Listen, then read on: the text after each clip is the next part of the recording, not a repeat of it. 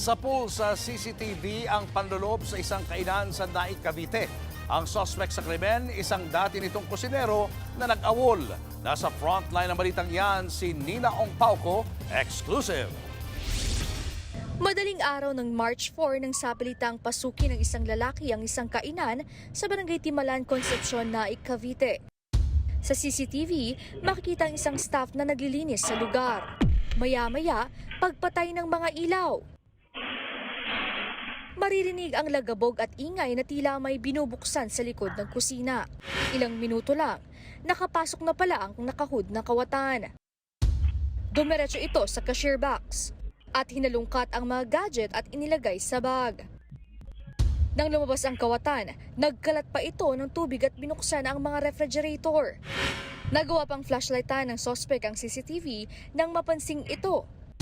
Natangay ng sospek ang pera, cellphone, tablet at wifi modem sa loob ng kainan. Mahigit 40,000 pesos na halaga ang nakuha ng sospek. Kwento ng may-ari, kakabukas lang nila noong isang buwan nang mangyari ang pagnanakaw. Nakilala ng biktima ang sospek base sa kuha ng CCTV. So, dati ko siyang staff, nag-awol, tapos pinasok ko after 2 days.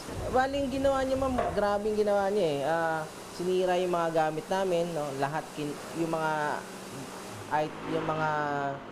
gadgets namin, ma'am, kinuha lahat.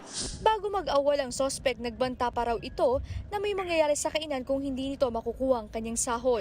Sa isinagawang follow-up operation, agad naaresto ang 29 anyos na sospek na dating kusinero ng biktima. Naharap siya sa kaukulang reklamo.